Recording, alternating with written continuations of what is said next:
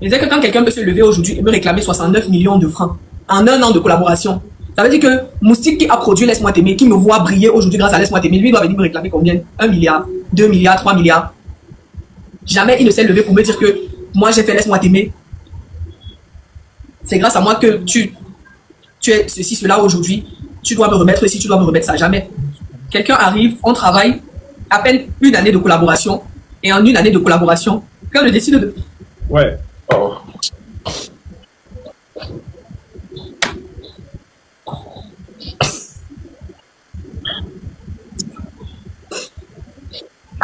Merci d'avoir coupé sa caméra, merci. Merci. Attends, Darina, on va se calmer 2 secondes et puis on va continuer l'émission. Attends. Oui, bien sûr. Il y a quelques semaines déjà, on m'a appelé pour me dire que tu es impliqué dans une affaire. Je suis impliqué dans quoi? Dans une affaire. Tu es impliqué dans une affaire. Est-ce que tu as déjà été dans une affaire de vol? Dans une affaire de vol? Oui, c'est une question que je pose. Ah. Oui ou non? Moi, je ne vole pas. Ok. Je ne vole pas. Pourquoi on t'a arrêté? Pourquoi tu faisais quoi à la brigade? Est-ce que je demande que tu as été à la brigade? Est-ce que tu as été à la brigade? Est-ce que c'est à l'ordre du jour? Attends. Il vous a dit que moi j'ai besoin. Depuis, il veut que raconte-nous quelque chose, même quelque chose de vous sentir, ne vous mettez pas. Voilà que je suis obligé de réveiller mon questionnaire. Les choses que je n'étais pas censé poser comme question. J'ai dit que capotez le live s'il vous plaît. Moi, on m'a centralisé que tu étais à la brigade. J'étais posé la question, est-ce que tu peux permettre de jouer? On m'a dit qu'on t'a arrêté. Est-ce qu'on t'a arrêté, oui ou non? Est-ce que tu as été arrêté? Oui, j'ai été arrêté. Voilà. Ok. Est-ce qu'on t'a amené à la brigade, oui ou non? Oui, on m'a amené à la brigade, oui. Ok. Bon, maintenant, tu vas nous expliquer ce que tu faisais là-bas à la brigade. Pourquoi on t'a arrêté? On veut bien ça. Raconte-nous tout. On m'a centralisé quand on t'a arrêté, quand on t'a amené à la brigade. Je n'ai pas compris pourquoi. Je suis resté tranquille. J'ai dit, mais attends, qu'est-ce qui se passe? Et moi, j'ai pas voulu tout de suite en parler sur mes réseaux sociaux parce que je me suis dit, bon, on va bien voir. Tu sais, il y a des affaires qu'il faut pas ramener facilement comme ça sur les réseaux sociaux. Mais puisque tu es là aujourd'hui, je te pose la question devant tout le monde. Qu'est-ce qui s'est passé? Qu'est-ce qui n'a pas marché? Bon. En fait, l'histoire de la brigade, là, c'est une histoire qui est en rapport avec mon producteur, le producteur du dernier label avec lequel je travaille, là. Celui avec lequel je travaille, parce que là, je suis en train de me séparer d'eux. J'ai voyagé pour une prestation. J'étais en décembre, le 31 décembre, j'étais en Guyane pour une prestation. Et en fait, quand je partais, en quittant le Cameroun, mon producteur qui est à la fois mon manager, parce qu'il faut le dire, c'est la même personne qui représente la production et le management. Donc, voilà, du coup, c'est la même personne qui gère tout. C'est la même personne qui gère à la fois la production musicale, qui doit se charger de la promotion musicale, c'est son travail en tant que producteur, et en tant que manager, c'est lui qui conclut les prestations, les spectacles. Il a conclu une prestation, et il m'a expliqué il m'a fait comprendre que le cachet de la prestation était de 3 500 €. De base, je savais que c'était 5 000 €, parce que j'ai l'habitude d'aller dans les îles et tout. Je sais que là-bas, en moyenne, on me paye toujours minimum 5 000 6 000 € et autres, voilà. Donc, je savais que le cachet était de 5 000 quand on avait parlé. Comme d'habitude, il ne mettait jamais à ma disposition les contrats de prestation. Je réclamais les contrats de prestation, il refusait de me les donner ou même de me les présenter. Donc, je n'avais ni vu le contrat, ni reçu, rien du tout. Oui. Et ce qui se passe, c'est qu'à la dernière minute, on devait faire le virement. Étant donné que je vis en France, moi j'ai un compte bancaire français. Lui, il est au Cameroun, donc il ne pouvait pas recevoir l'argent parce que ces territoires-là sont un peu, les rapports avec l'Afrique sont un peu compliqués. Ça est compliqué, surtout les affaires de banque là. Les virements durent plus longtemps, c'est compliqué. Du coup, le virement devait passer par un compte français.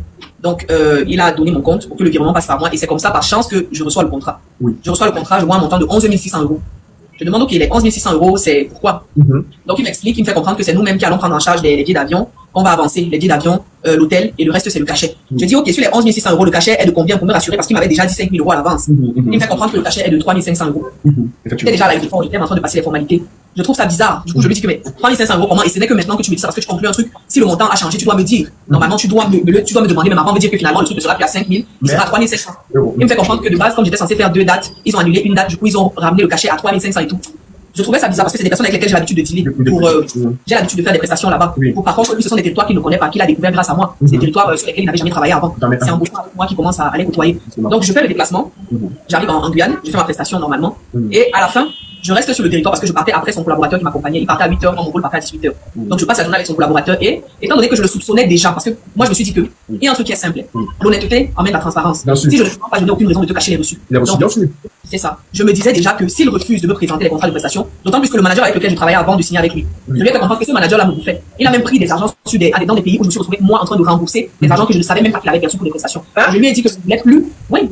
Il a encaissé des sommes et il y a des gens qui m'ont menacé parce que là-bas ça ne vit pas, hein. Dans les îles, ça ne vit pas. J'ai été menacé, les gens me réclamaient leur argent et tout, j'ai remboursé des argents. Du coup, je lui fais comprendre quand j'arrive au Cameroun et que je signe avec lui, déjà j'avais la possibilité de signer avec d'autres personnes, j'ai eu plein de propositions. Mais comme j'étais en France, c'était plus des labels français et autres. Et après ma collaboration avec TF1, je me suis dit que j'allais collaborer avec des Camerounais, avec mes frères camerounais et tout. Vraiment pour que ce soit facile, que la communication soit fluide et tout, on va se comprendre. C'est ça. Du coup, quand je parle avec l'organisateur de l'événement, l'organisateur me dit que le cachet est de 5 000 €. Il a payé 5 000 €. C'est pas 3 500. Son collaborateur qui avait avancé, l'argent qui avait payé les billets d'avion, je lui ai demandé combien est-ce qu'il avait avancé. Il m'a dit 5 000 €. Donc l'argent qui est arrivé sur les 11 600 €, j'ai transféré les 5 000 € de son collaborateur, je lui ai remis son argent. Et j'ai retenu le reste. J'ai retenu sa part. Parce que je me disais que forcément, à un moment donné, j'allais le confronter et tout. La vérité allait sortir. Donc quand je reviens, sur la base de ce que je savais, je demande une rupture de contrat. D'autant plus que je ne vais pas me cacher pour vous dire, tout le monde voit que depuis, on dirait que ça stagne, ça n'avance pas au niveau du travail. Depuis le temps, c'est compliqué. C'est ça. J'ai pas besoin de faire un dessin pour que ce soit visible que les personnes à qui j'ai confié ma carrière n'assurent pas actuellement. Il n'y a pas de travail, de véritable déploiement qui est fait autour. Il n'y a pas le carnet d'adresse aussi nécessaire pour vendre l'artiste. Vas-y, on t'écoute. Du coup, quand je reviens, je retiens sa part. Je demande la rupture du contrat. Je ne sais pas ce qu'ils se font là-bas, c'est aller dans tous les sens et tout. Et j'arrête d'aller en studio parce qu'on devait aller en studio et tout, on avait des projets à terminer, j'arrête d'aller en studio. Je leur fais comprendre que je vais travailler avec eux. On s'appelle mardi, je crois que c'est mardi ou mercredi. On parle lui et moi. Je parle avec son avocat après. On tombe d'accord que la semaine d'après, on allait s'asseoir parce que mon conseil voyageait. Mon conseil n'était pas dans la ville, mon conseil juridique. Du coup, on tombe d'accord qu'on va s'asseoir la semaine d'après avec nos différents conseils pour essayer de parler. Même jusque-là, j'avais toujours des revendications. Je me disais que je vais faire des revendications, je vais les secouer un peu, je vais faire des revendications et après la collaboration va mieux se passer. Ok. C'est ça. Donc, je finis de parler avec lui comme ça. On tombe d'accord que la semaine d'après, on va s'asseoir. Jeudi soir, on me contacte pour une prestation. Naturellement, si je ne travaille plus avec lui, je vais pas arrêter de faire des prestations. C'est pas lui qui a fait il ne sait pas d'où je viens, c'est pas comment j'ai commencé la musique. Donc, on me contacte pour une prestation. La personne me dit vraiment c'est urgent et tout, que la prestation aura lieu la semaine d'après et il faut déjà tout conclure et tout. Ce que je fais, je ne me déplace pas, habituellement, je ne me déplace pas moi-même. Mais là, exceptionnellement, je me dis qu'ok, étant donné que nous sommes en période de conflit, je ne veux pas mettre quelqu'un devant, il ne faudrait pas que quelqu'un prenne les coups à ma place. Je préfère me déplacer moi-même et assumer les conséquences de ce que je fais. Du coup, là, je vais avec mon petit frère pour rencontrer la dame qui me contacte. Et quand j'arrive dans le restaurant, je vois des gendarmes armés et tout, on m'attend avec les trucs. J'arrive, je demande, mais qu'est-ce qui se passe? Qu'est-ce qui se passe? On me dit qu'il y a un avis de recherche contre moi, le monsieur me montre le papier. Il y a un avis de recherche contre moi et tout pour, c'était quoi? Abus de confiance et rupture abusive de contrat. La rupture abusive de contrat, normalement, d'abord, c'est un truc que c'est une affaire civile. En plus de ça, je n'ai même pas été convoqué, j'ai pas reçu de convocation. J'étais chez moi, il m'écrivait, lui, on a parlé 2 jours avant. Je n'ai même pas reçu une convocation. On vient, on me tend un guet-apens, on m'arrête comme, je sais pas, comme une bandite. Moi, je n'aime pas les problèmes. Je fais toujours le maximum d'efforts pour rester vraiment, pour ne pas me retrouver dans les histoires, tout ça. Le maximum d'efforts. Et depuis que peu importe ce qui s'est passé dans ma carrière, je n'ai jamais exposé quoi que ce soit. Donc, je fais du mieux que je peux pour éviter que ma vie se retrouve sur les réseaux sociaux. Là, il m'arrête dans un lieu public, dans un restaurant, je dis, le gendarme avec l'arme, comme si j'étais une bandite, je sais pas rechercher. On ne respecte pas les artistes. Comment? Comment avec ça? Comment? Ils me prennent comme ça et on descend avec moi à la brigade. Ils descendent avec moi dans une brigade et on commence à me menacer. Et en fait, le problème du type, c'était même pas tant l'argent. Son problème, c'est que il voulait que je continue la collaboration avec eux. Il voulait me contraindre à continuer la collaboration. Donc, j'ai subi des menaces de pratiquement 2 semaines. À chaque convocation, parce que là, j'arrive à la brigade, ce que je fais, comme j'avais déjà retiré l'argent de mon compte et tout, j'avais atteint une certaine limite. Je lui avais dit à lui-même qu'il me laisse jusqu'à la fin du mois. Je lui avais dit qu'il me laisse jusqu'à la fin du mois pour pouvoir retirer tout l'argent qu'il voulait être. Il m'a envoyé un réseau pour demander de faire le virement. Et encore plus que, avec tout ce qui s'était déjà passé, c'est lui qui me manque sur le cachet. Je découvre le véritable montant du cachet et c'est lui qui me fait arrêter. Donc, j'arrive à la brigade, je dis, ok, je reconnais effectivement que j'ai retenu de l'argent. Je signe la reconnaissance de dette. Là, sur le coup, c'était 1 400 000 que je vais lui verser. Donc là, sur le coup, je lui verse la moitié de l'argent. Je lui dis, ok, laisse-moi jusqu'à temps, je te verse le reste, je retire pour que je puisse, que le truc, mon solde se réactualise, ça règle le problème. En fait, tu connais, tu sais qu'il y a une limite. Si tu atteins ton plafond, quand tu fais plus que ton plafond, tu dois attendre un délai pour pouvoir refaire les résultats, ou faire les résultats, bien sûr. Je lui dis, laisse-moi 2 semaines jusqu'à la fin du mois. À la fin du mois, mon plafond se réactualise et là, je peux retirer l'argent, je te remets. Le gars signe seulement que je dis que si ça ne dépendait que du gars là, si je n'avais même pas été d'Arena Victory et que je n'avais pas eu mon grand frère qui avait intervenu, le gars, en fait, son objectif était de me faire enfermer, peut-être même me faire fouetter parce que la dame qui me menaçait là, Elle a dit même à un moment que appeler les petits gendarmes là-bas qu'on prenne la machette, on la fouette un peu ici derrière. Oh, vraiment, il ne faut pas que les femmes malhonnêtes. J'essaie de Tout ça, c'est les femmes, mais je ne sais pas si, quand on est femme et quand on rencontre une femme, en fait, les femmes sont tellement méchantes. C'est comme ça que, concernant le problème de la petite qui est, excuse-moi un peu de colodos, c'est les mêmes femmes qui viennent tolérer aujourd'hui la violence parce que c'est une autre femme qui est sur les réseaux. En fait, les femmes sont tellement dans le comment une femme peut vouloir, et puis on ne doit pas se mentir. C'est vrai, c'est que certaines personnes disent sur les réseaux sociaux que on ne respecte pas nos personnages publics, on ne respecte pas les personnes qui nous font vibrer, on ne respecte pas. C'est-à-dire que tu ne peux pas être une Darina Victrice avec tout ce que tu as accompli, avec ce que tu as fait musicalement parlant, parce que tu as fait tes preuves, avec ton son qui est écouté, parce qu'à l'île de la soirée, on écoute ton son, on sait que c'est camerounais, et on aime le Cameroun, et on te permet on se permet de t'arrêter de cette façon aussi. C'est-à-dire que c'est même pas comme ça qu'on a demandé que ta convocation dit à la brigade. On te parle de guerre, on t'humilie d'abord, parce que c'est l'humiliation que tu as reçue. Mais c'est tellement méchant, hein. C'est tellement méchant. Non, vraiment, ce pays-là, vraiment, ça ne faut pas, vraiment. Même pas reçu de convocation aucune. S'il m'avait convoqué, je serais parti. J'y serais allé. J'ai même pas reçu de convocation, rien du tout. On m'a interpellé comme ça. Et, après, c'était sa relation. Son problème à lui, en fait, c'était de continuer la collaboration. C'est tout. Son problème à lui, c'était de continuer la collaboration. C'est ce qu'il voulait. En fait, il voulait qu'on fasse pression sur moi pour que je continue la collaboration. Je vais vous dire plein de choses qui sont passées. Je vais vous épargner les détails vraiment. Et après toute la pression que j'ai subie, j'ai parlé avec mon frère, un ami à moi qui est comme un frère pour moi. Il m'a dit, il m'a conseillé de signer l'avenant parce qu'il me demandait, il proposait de signer un avenant avec les modifications. Il m'avait demandé, ouais, qu'est-ce qui ne t'arrange pas et tout, qu'est-ce que tu veux qu'on change bien avant tout ça. Et du coup, mon ami m'a dit que vraiment pour éviter, parce que moi je n'aime pas les problèmes, j'aime tellement la paix et je n'aime pas avoir des problèmes avec les gens. Et je n'avais jamais eu de dette. C'était la première fois de ma vie que je me retrouve dans une situation où je devais de l'argent à quelqu'un. Je n'ai jamais été dans une brigade. C'était la première fois de ma vie qu'on m'arrête. C'était la première fois de ma vie qu'il y a même une plainte contre moi. Je n'avais jamais connu ce genre de choses avant. Donc vraiment ça me stressait, ça m'a traumatisé. Du coup, mon ami en question m'a dit que signe le truc qu'il te demande, vous continuez la collaboration, tu restes tranquille, ça ne va pas te tuer, tu sais le cœur, tu tiens pendant 2 ans. Parce que je voulais partir, parce que je voulais sauver ma carrière. Parce que je me rendais compte que ça fait déjà plus d'1 an qu'on travaille ensemble, mais c'est zéro. C'est zéro. Côté travail, côté promo, il n'y a rien du tout qui avance. En fait, il ne profite que du travail, comme tu as battu avec Moustique, hein. Il ne profite que du clip, laisse-moi t'aider, hein. Oui, parce que c'est pour ce clip-là qu'on te contacte pour toutes les prestations. Donc c'est l'argent de ça qui ne fait que manger. Il vient manger un argent qui n'a pas travaillé du tout. C'est ça. Effectivement, c'est ce qui se passait. Parce que même quand je suis allé en Guyane, j'ai fait les 2 sons qu'on a fait valider, aucun regret là. J'ai fait les 2 sons, les gars ne connaissaient pas. Ils regardaient. J'ai chanté Laisse-moi t'aimer 4 fois le jour-là. 4. J'ai fait, j'ai recommencé, j'ai refait encore une dernière fois. 4 fois, j'ai fait Laisse-moi t'aimer. Et quand je termine la scène, je descends de la scène, ils jouent encore Laisse-moi t'aimer 2 fois. Donc ils ont fait passer Laisse-moi t'aimer 6 fois en boucle. 6 fois en boucle. Ça veut dire que, effectivement, c'est l'argent de Laisse-moi t'aimer qu'on va chercher là-bas. Moi, je ne vais pas te mentir. Moi, j'écoute quand même ton actualité, j'écoute tes sons. Mais les autres sons, il y a eu un flop. Terrible. Les gars n'ont pas assez travaillé. Même ton image sur les réseaux, les gars ne font aucun travail. D'ailleurs, je me pose la question de savoir pourquoi je te poste plus sur Facebook. Ces derniers temps, j'essaie de faire des publications. Mais mes publications sur mon actualité, quand je poste, ils suppriment. Parce qu'il est toujours sur ma page jusqu'à présent. Donc quand je publie quelque chose, quand je publie des trucs sur mon actualité, ils suppriment. Une fois j'ai fait une publication juste pour souhaiter bonne nuit à mes abonnés, ils suppriment. Donc vraiment, parfois ça dépend de lui. Parfois ils laissent les publications, parfois ils suppriment. Et à un moment c'est agaçant. C'est agaçant. Et tout ce que je dis, j'ai une équipe juridique qui est en train de préparer un dossier et tout pour me défendre, pour pouvoir me libérer de ça. Donc tout ce que je fais, j'ai des preuves de tout, je garde toute la prestation en Guyane. L'organisateur m'a fait un voice de pratiquement 8 minutes dans lequel il expliquait tout avec tous les montants et comment ça a été réparti. Et il m'a dit qu'en cas de besoin, que même si on va aller au tribunal, je peux l'appeler, il peut témoigner et tout. Les publications, j'ai fait les captures d'écran. Quand je me suis rendu compte qu'il supprimait, j'ai commencé à capturer. Quand je publie, je fais la capture. Après, quand il supprime, je reviens sur le compte, je fais un enregistrement d'écran de comment la publication a disparu. Donc hier, là, ouvre une nouvelle page entre temps que tu commences à travailler, non?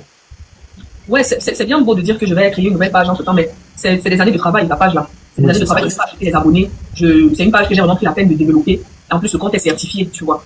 Donc c'est pas passé. C'est chaud. Ma chaîne YouTube aujourd'hui, il a pris possession de ma chaîne YouTube. Je n'ai même plus accès à ma chaîne YouTube. Je n'ai plus accès. Il a piraté ma chaîne parce que j'avais changé les mots de passe quand j'ai demandé le truc. Quand j'ai demandé j'ai changé les mots de passe. Il a piraté la chaîne. Il a modifié tous les trucs, tous les mots de passe et autres. Et je suis allé vers lui. Je lui ai demandé est-ce qu'il pouvait me remettre les mots de passe de ma chaîne. Il m'a dit qu'il est couché. Quand il se réveille, il va me remettre. Ça fait 1 mois aujourd'hui. Jusqu'aujourd'hui, il est toujours couché. Mais attends un peu. Je dis que lui, quand tu m'appelles, mais tu comprends pas. J'ai dit, attends, tout est mélangé. Et juridiquement, ils disent quoi? Ça avance comment? Mon équipe est en train de monter un dossier. Parce que la semaine dernière, on l'a appelé. La semaine dernière, on lui a passé un coup de fil. Il a dit qu'il rappelait, il n'a plus rappelé. Parce qu'on voulait trouver un arrangement. On voulait essayer de trouver un arrangement à l'amiable. Je voulais au maximum qu'on se sépare vraiment à l'amiable. Et il m'a fait parvenir un document, il y a peut-être 3 ou 4 jours, en disant qu'il me réclame la somme de 69 millions de francs. Si je veux la rupture du contrat, je dois lui verser 69 millions de francs. En disant qu'il a investi 30 millions de francs sur ma carrière. Vraiment, on a fait 2 clips. Validé, aucun regret. Il n'y a pas eu de médiatour pour valider. On a fait le médiatour uniquement sur aucun regret. Il y a où des doigts là. Je me demande à quel moment, en 1 an de collaboration, en 13 mois de collaboration, à quel moment il a investi 30 millions. Vraiment, quand on regarde le développement qui a été fait sur ma carrière, il faut Il faut être insensé pour croire vraiment qu'on a mis 30 millions de francs sur moi en une seule année. En une seule année. Donc maintenant, là, il est en train de me réclamer 69 millions de francs pour me libérer, sinon... voilà, et je me suis rendu compte aussi là, parce que j'avais accepté de signer leur accord, et tout récemment, j'ai décidé de demander encore la rupture du contrat, parce que après les problèmes qu'il y a eu, 2 semaines après, toutes les menaces que j'ai subies et tout, on a fait un voyage, nous sommes allés en Guinée équatoriale le 14 février pour une prestation. Comme d'habitude, il a déclaré un montant pour la prestation, il ne m'a pas donné le contrat, il a falsifié les documents, il a fait un faux contrat qu'il a présenté à mon avocat, avec un cachet de 1 million dessus. Mais j'ai dit que ça c'est abusé, j'ai dit que c'est abusé. 1 million pour une prestation en Guinée équatoriale, quand même, c'est tellement mal payé et tout. Du coup, il a présenté ce contrat-là. Attends un peu. Ça veut dire, on a signé un contrat, on a payé un bon cachet, il est parti, il a remodifié le contrat, c'est-à-dire refastifié le contrat qu'on avait présenté, changer le montant et mettre un nouveau montant qui n'avait rien à voir avec le montant de départ. Jésus, Dieu de Nazareth, Marie-Joseph sur le papier d'Arlette. Jésus, Dieu en futuré. Il a coupé pratiquement la moitié du cachet. Il a mis dans sa poche, il a déclaré la moitié, donc 1 million. Et sur les 1 million, on a fait la répartition. Il a pris son pourcentage, 55%. Il m'a remis 45%. Et sur les 45% restants, il a encore pris 15% du management. Donc, tu vois,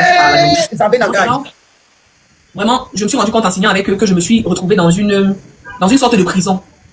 Je me suis retrouvé dans une sorte de prison. Parce que je travaille, quelqu'un profite du fruit de mon travail, il profite du fruit de travail d'autres personnes, même le travail comme moustiquaire, et du Monéon abattu. Il n'était pas là. Il vient aujourd'hui, il prend l'argent, il encaisse l'argent, il prend les pourcentages, il ne fournit lui-même aucun effort pour que la carrière de l'artiste puisse tourner et que ça rapporte vraiment. Il ne m'a jamais ramené une seule prestation. Toutes les prestations qu'on a eues, c'est soit des gens qui ont contacté, qui m'ont recherché, qui m'ont contacté sur ma page, c'est soit des gens que je connais, des bookers avec lesquels j'ai l'habitude de travailler, qui m'ont appelé, qui me disent, ouais, on a un truc comme ça. Quand je lui dis, ok, j'ai telle personne qui m'appelle, il me dit, envoie mon numéro, ce qui est normal, c'est son travail, ça ne me dérangeait pas. Et après, avec un peu d'accompagnement, j'ai eu le courage d'aller vers les organisateurs des différentes prestations qu'on a eu à faire à l'étranger. Et je me suis rendu compte que le gars me coupait pratiquement la moitié du cachet à chaque prestation. La première prestation que lui et moi on a eu à faire hors du pays, c'était en février 2024. On a signé le contrat en novembre 2023. En février 2024, nous sommes allés à l'île Maurice. Il a coupé, il a bouffé. Comme il fait. Il enlève la moitié, il met dans la poche, il déclare la moitié. Et la dernière prestation, c'était le 14 février 2025. Et il a encore fait pareil. Donc si sur la première et la dernière prestation, il a fait ça, ça veut dire que tout au long de la collaboration, ça veut dire que le gars t'a rincé. Ça veut dire que malgré le problème que vous avez eu là, il te rince encore. Ça veut dire en fait qu'il se fout d'abord de ta gueule. Mais en fait, excuse-moi de craquer. Hein. Moi, je suis quelqu'un de super sensible. Tu vois, je suis quelqu'un de super sensible. Et aussi, je vois à quel point, moi, je suis quand même dans l'industrie aussi depuis beaucoup d'années. Et là, ça creuse d'autres blessures.